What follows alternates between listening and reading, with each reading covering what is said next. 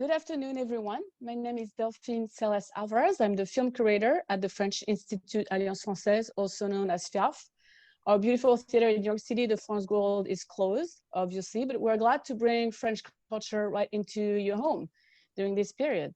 Like many cultural institutions, it's tough financially, and we're accepting all donations, small and big. So if you're able to donate, we would appreciate it, and you can go to fiaf.org for more information. Today, I'm thrilled to welcome you for a Facebook Live and Zoom discussion with director Clément Cogitore around his film Braguino. I believe we have about 100 people on this live stream right now, so thank you all for being here. I hope you are all well and healthy, and we'd love to actually know where you're coming from, how you heard about the event. You can also ask questions during the discussion. You can just type it in the Q&A box in Zoom and on Facebook in the comments section. That would be great. For this live event, we have partners with the Cinéma Club, a free and curated streaming platform for presenting cinema and new films every week, each available for a week worldwide. It's a great place to discover films and filmmakers, so I hope you'll check out their other films in the future. And Braguino was the Cinéma Club speak for this week.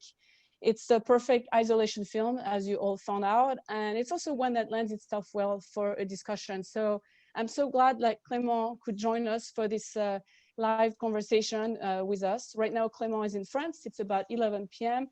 and he's isolating somewhere in the middle of France in the countryside, and told us there were sheep around. It was probably too late to hear them now, but that sounds like a nice place to be.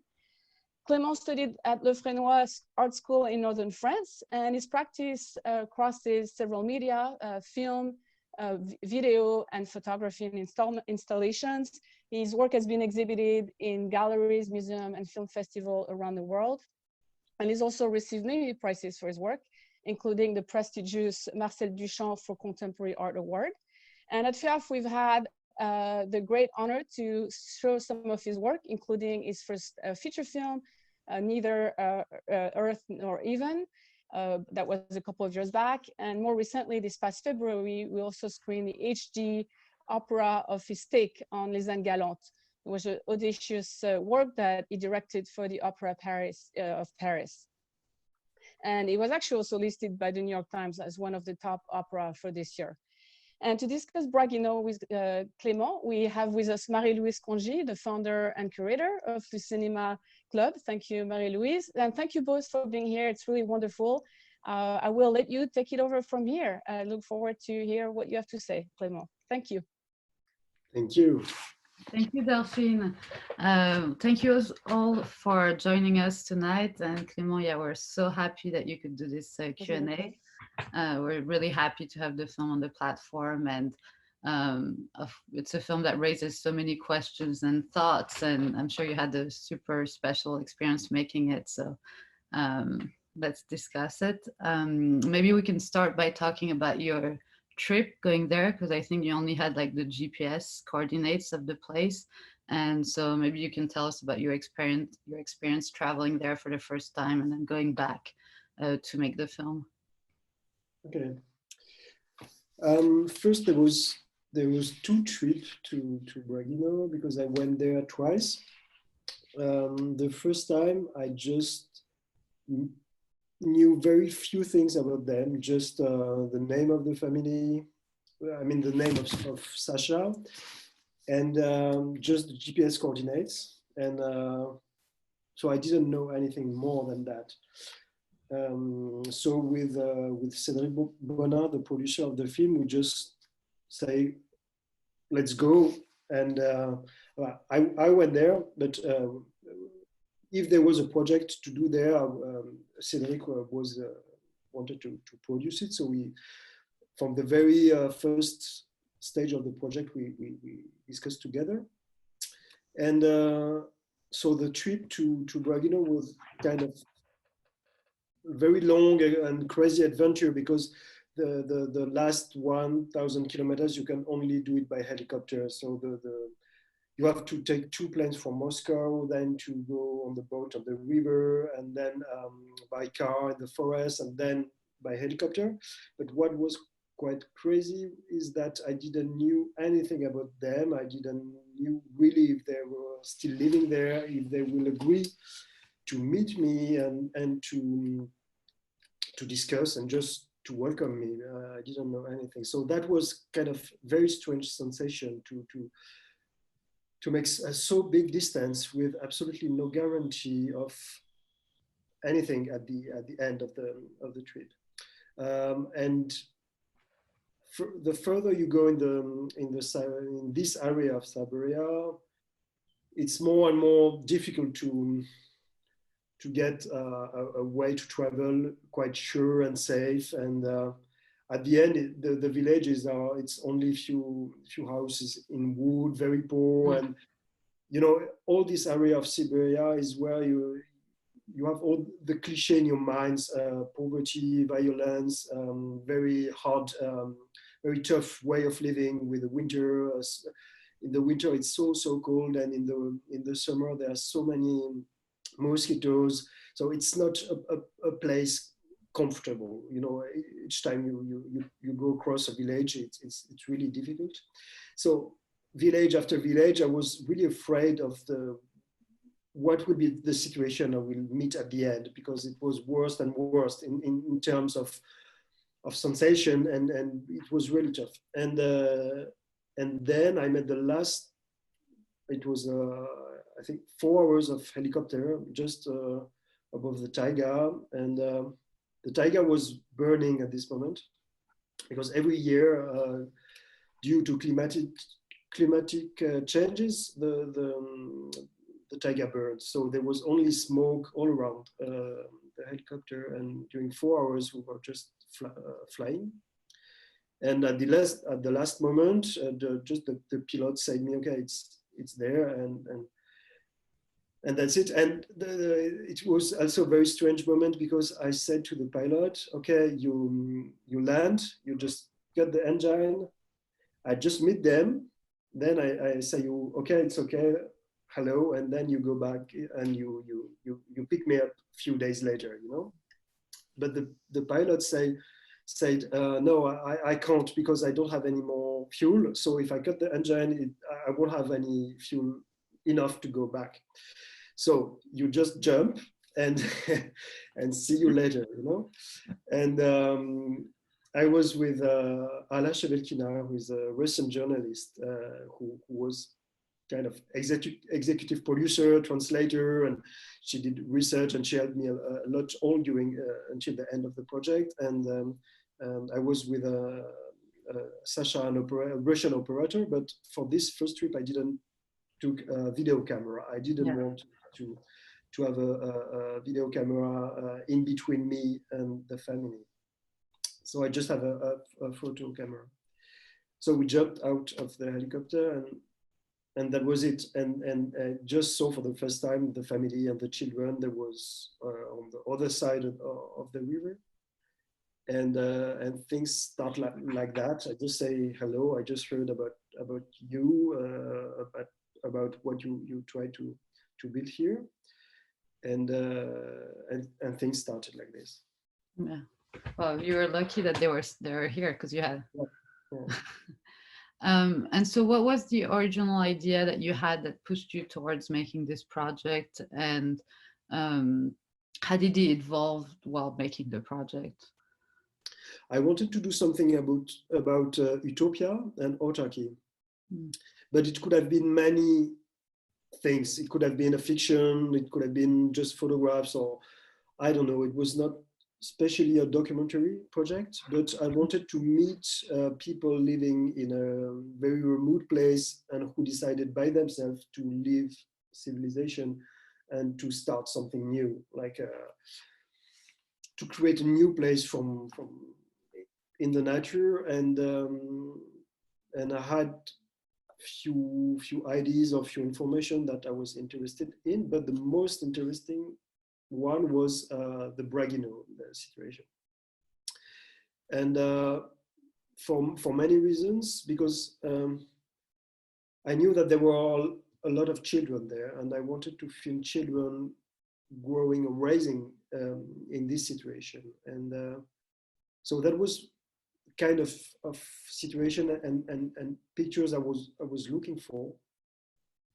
So we did the trip, and when I arrived in Braguino, it was a very, very peaceful sensation when I arrived for the first time, especially after this trip when there was so much poverty, violence in Siberia.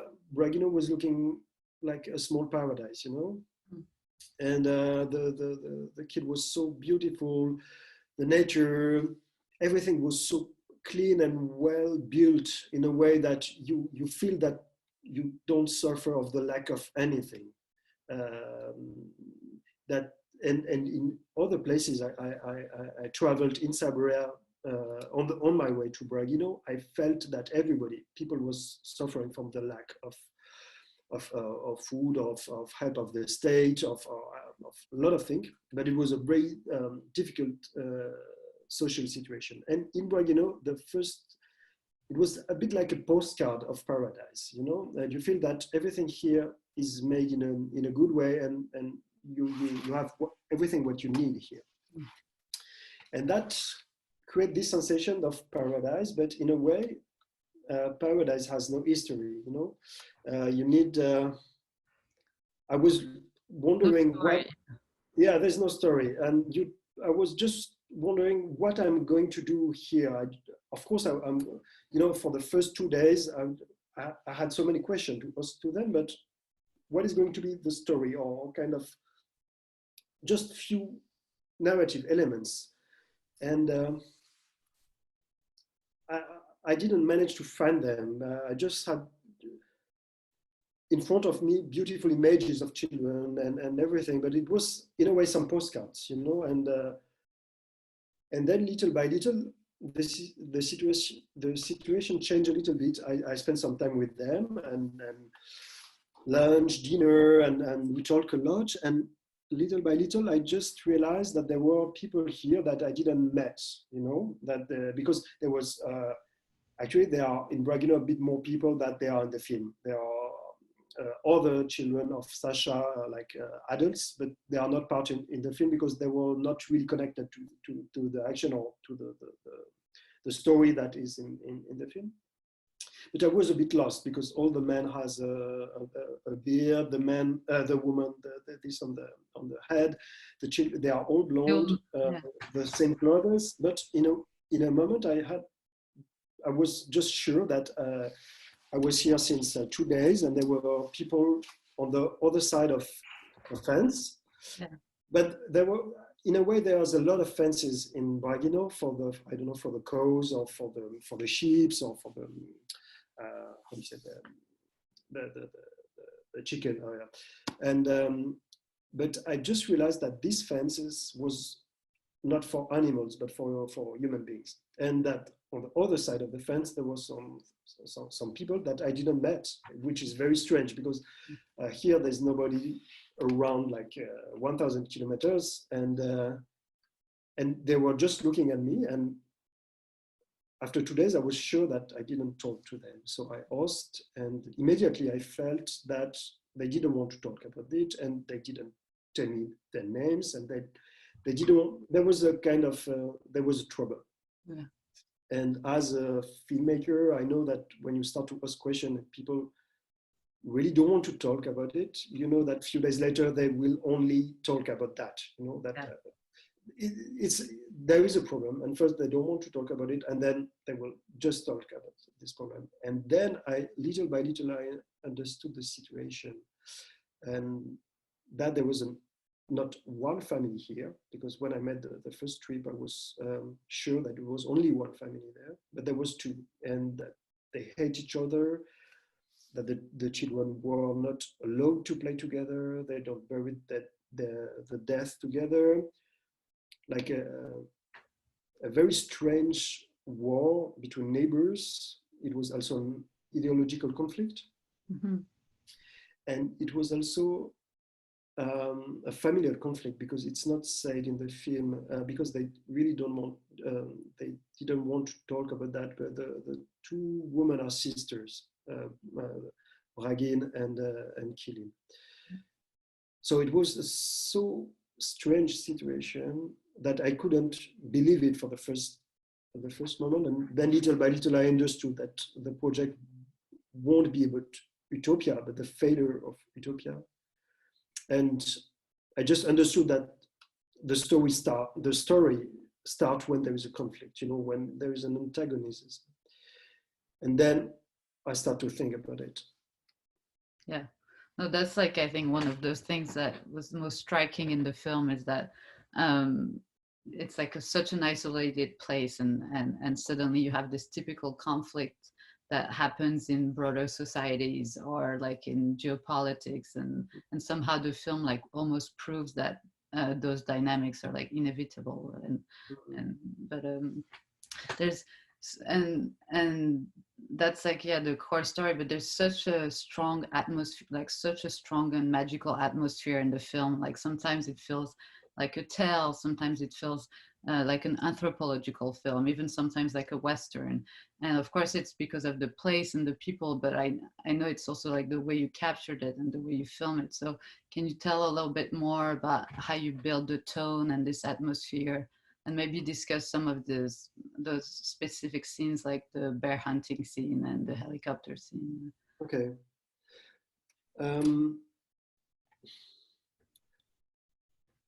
For the way of filming, sometimes you have choice, and you know that you want to get these kind of pictures, and you can just wait for it, or you can help to create it. Like, for example, that some scenes by night or on the river that you know that it will happen, so you wait for it.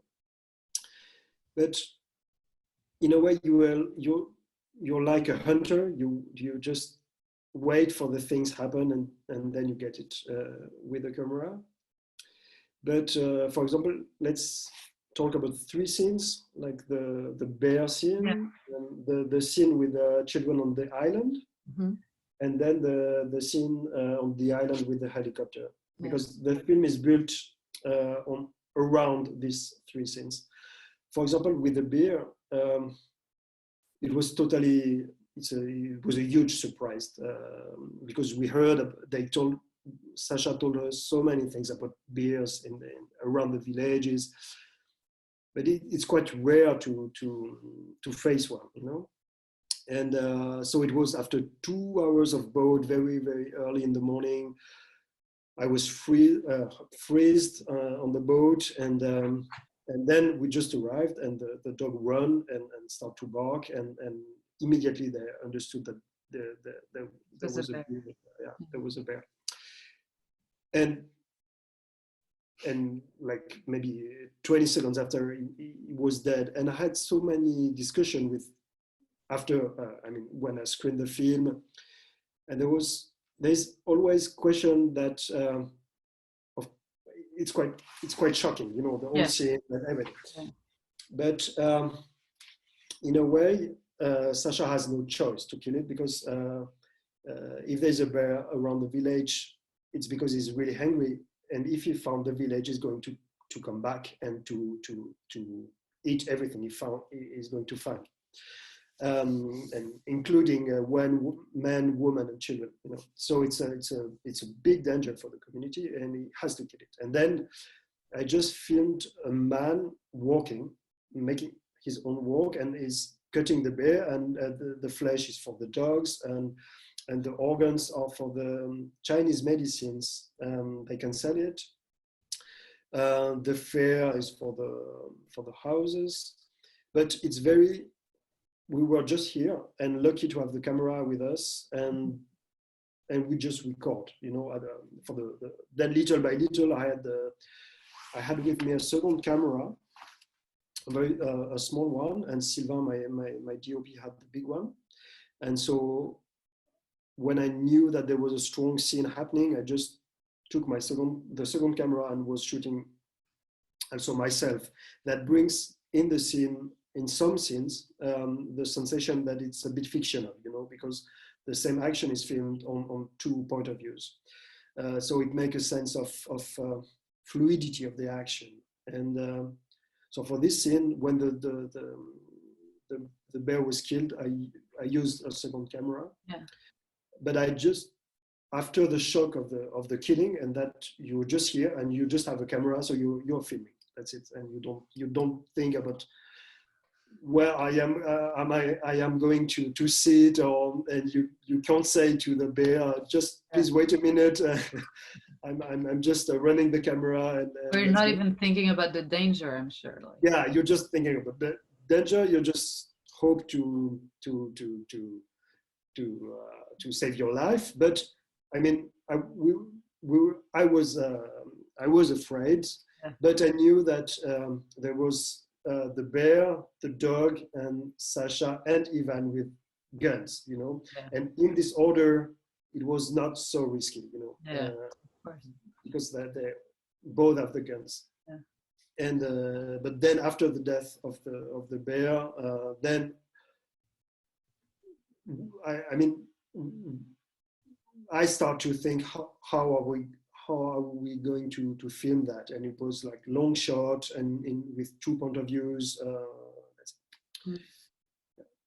And then, for example, the scene with the children on the island is a scene that happened in the last day of the shooting, which was quite short. And I was really hoping and expecting a scene with the children together, because the first time I came before the shooting, there was 4 years before my first visit and the second visit with the shooting. And 4 years ago, I saw the children playing together. And I saw this scene without a camera, and it was really strong. And I was hoping that scene happen again. And so I wait, and the other children, the Kiline children, was very curious of our presence, and they wanted to talk with us. But the adults didn't allow them really to come on the Braguine side to be with us. And as soon as we could have a conversation, like even few words with the Kiline children, I just said them, you know, we are not part of the conflict, because Sasha, it was clear that we were not allowed to speak with the Kiline, you know. It was one of the conditions that the film was possible, is that Sasha told me, you are like friends or family here, everything you want, we give it to you, time, and we bring you everywhere you want, and we share everything, but don't talk with the Kiline, go on the other side of the fence, which was a really, we can talk about that later, but it was a really strong problem in terms of point of view about a conflict, you know, because I had absolutely no example of documentary about a conflict that are not recording the other point of view on the conflict, you know. But I knew that Sasha won't be angry if I just film or talk with the Kiline children. So as soon as I can talk few words with the children, I said, okay, if you want to talk with us, you're welcome. We are not part of the conflict, and we were often on this small island on the river, and actually it's a place where the children spend a lot of time. And because when the Braguine, the adults go to work on the morning, for example, to cut some woods in the forest, to hunt, to fish or something, they just bring the children with the dogs on the island, and here on this place they know that the bear are not going to attack, you know, so they are safe. So in a way it's kind of like a place, like a beautiful playground in the nature along the river. And so when you go with the children for the first time, it looks like a paradise, and then after a few hours you also understand that it's a kind of prison, you know. They don't have other place to go, and they don't have anybody to play with except their own brothers and sisters. They are no project for them. So it's a very symbolic place in Braguino, the island of the children. And then day after day, the Kiline children were looking at us playing and filming the Braguine children. And at the very last day of the shooting, they just came on their own boat and they joined us on the island. And they start to talk a bit with me and Sylvain and Ala, but we didn't reply a lot.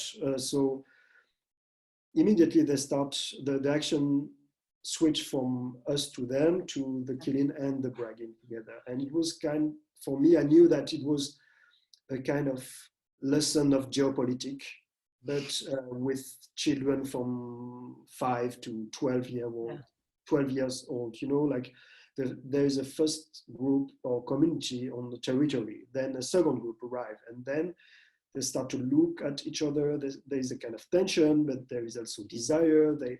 And we knew that in every moment they could start to fight or they could start to play together. And the situation was without any words, just the behavior, the position of the body, or the how they look at themselves. There were so many sensations, you know. And also at this moment, I use a second camera, and so that's why it looks a bit fictional too. Yeah.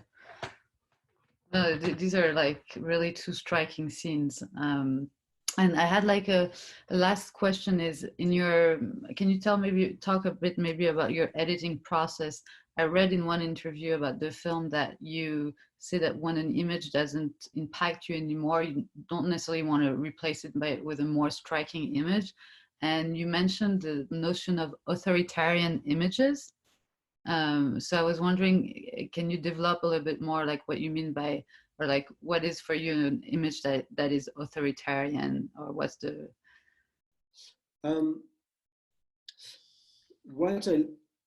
What I was looking for in the editing process of Braguino, it's a bit to avoid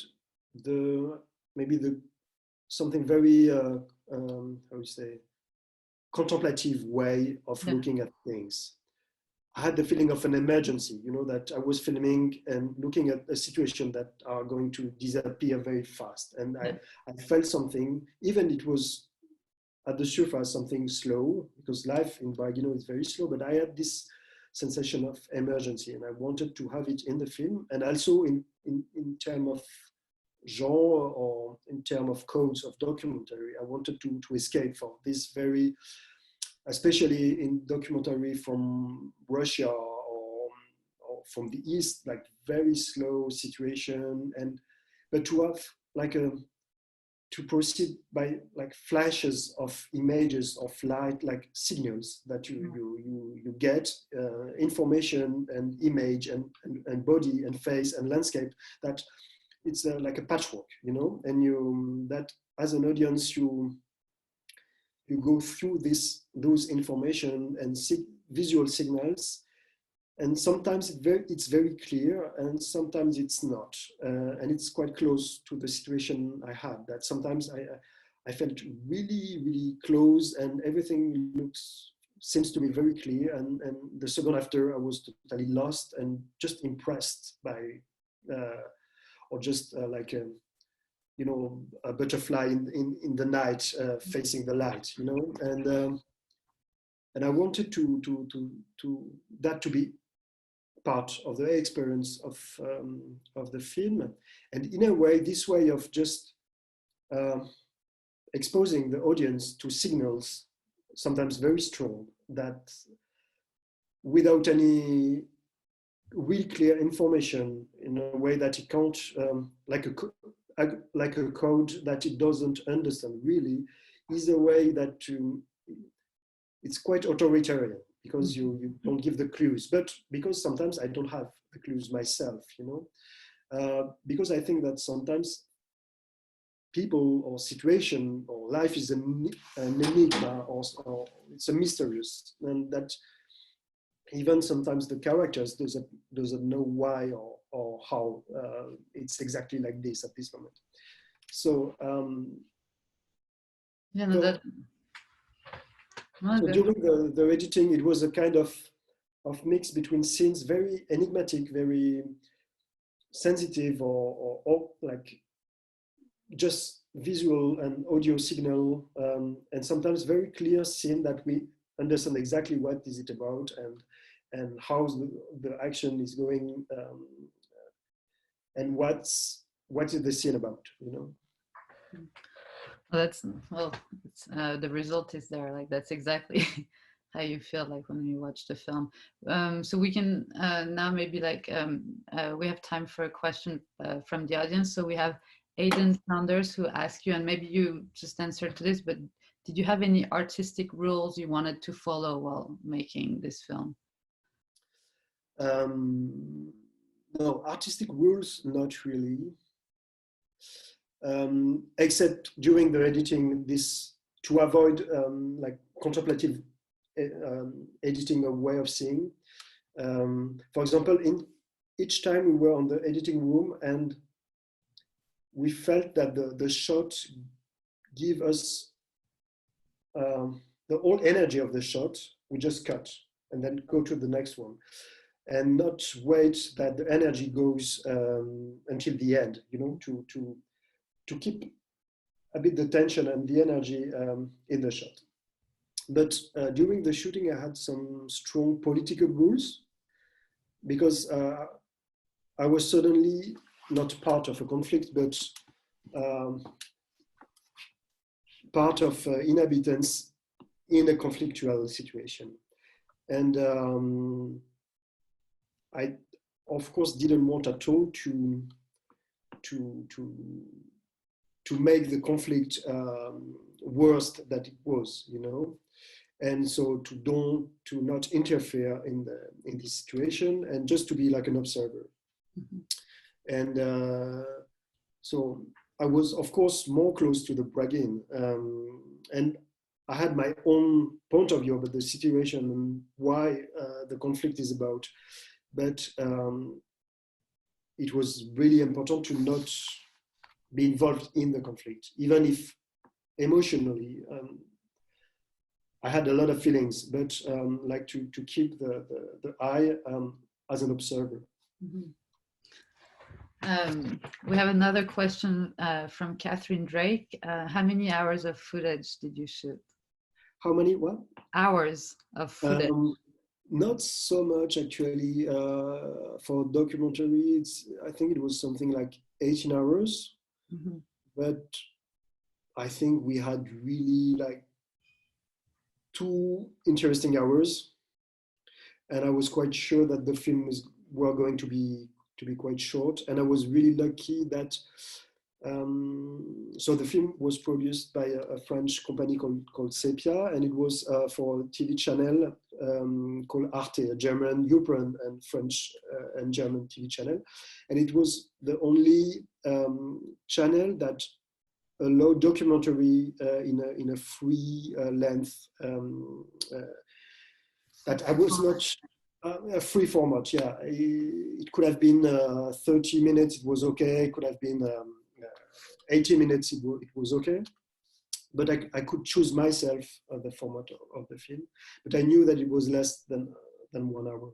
And the shooting was also so very short. Yeah. Because they said me, we give you everything you want. And of course, we were sharing food, and even if we bring a lot of food in the helicopter, after a few days we were forced to eat what they hunt too. So, you know, in terms of balance with the resources of the place, when you live in total autarky, after 10 days we start to, how do you say, Sasha told me that we could stay no more than, I think it was 13 or 14 days, something like this. Then after, it was difficult for them, because after there is the winter, and if they didn't manage to, they don't have enough food for the winter, it starts to be dangerous. So I knew that the film had to be shot in 14 days, which is very short for a time of like around 1 hour of film.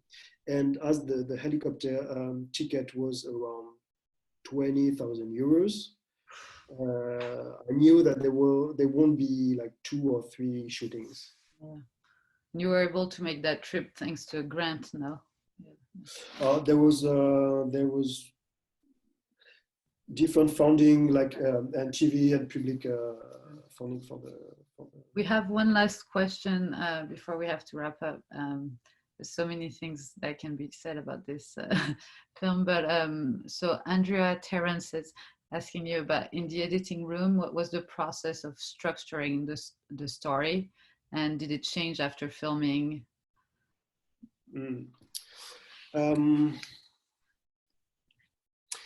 During the trip back in the helicopter, we were really,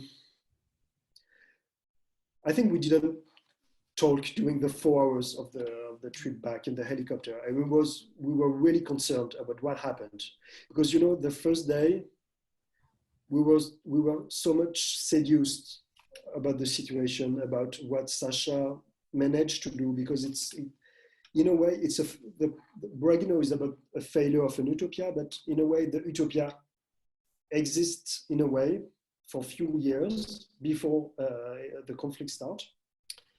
But he managed to create a peaceful place on Earth for him and his family, where he managed to build a strong balance between the environment, the resources, and the human beings, you know. And in our times, it's something that gives us a lot of hope, you know, but he didn't manage to protect it, and he didn't manage to share it. And so that's why things turn little by little really, really bad.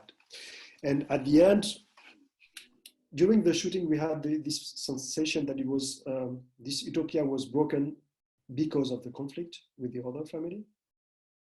And then at the end, after the helicopter scene, we understood that this world were going to disappear because of the, you know, this guy in the helicopter that comes from what is the worst of civilization. You know, they are just here for hunting a lot, looking for petrol in the ground, and just steal the land, the wood, and they are just destroying everything with corruption, money, and power, and guns. It's it's a Western, you know. And at the end, it's always the Indians who are losing the game, you know. And so this very violent sensation we had at the very end, because Sasha was explaining that to us, but I didn't believe him, because the trip I made was so long, it's so far that I couldn't imagine that people were coming here to steal the land, to steal the resources. And for me, it was paranoia, you know, because in a way, he's paranoiac, as everybody who is living in a very remote situation. When you don't have any people to interact with outside of your own situation, you start to think about things, and your own mind start to create fiction, and paranoia is the first level of fiction. And I'm very interested by the process of paranoia. And so I understood that Sasha and other people had this paranoid way of thinking, of course, due to the conflict. But I was imagining that these helicopters with these guys, with the gangsters or the soldiers, were fiction, you know. And then the last day we saw or maybe just the day before the last day, I just saw the helicopter, and I understood that it was real, you know. And then when I saw those guys, the way they behave, I understood that it was more tragic than I thought. And I really understood that the film were not going to be only about the conflict, but how a conflict switch into a tragedy. And because it's very small characters facing a very, very big danger, you know. And this danger is growing and growing and growing. And so that was our way of, that was the mood of what I was concerned about in the helicopter. And this feeling I wanted to be in the film, that it's it's a fairy tale that switched into a conflictual situation that switched into a tragedy. And so that was the first dramaturgical line of the editing. And then I knew that I had 3 scenes that was really important to and we built around those 3 scenes. That was the scene of the bear, the scene on the island, and then the scene with the helicopter. So we had first to introduce the situation and then to go in the forest and so on. Well, thank you so much. I think we have to wrap it up now, but thank you so much, Clément, really, for doing this Q&A. So great to hear your answers on the film. And thank you everyone for attending. It's really special to have a Q&A where anyone around the world can connect. You can watch Braguino or rewatch Braguino until the end of the night on the Cinéma Club, and a new film every Friday. And I want to thank FIAF for organizing this Q&A. FIAF will organize a live performance of La Convivialité, la faute de l'orthographe, followed by a Q&A next Wednesday, and you can find some information on their website.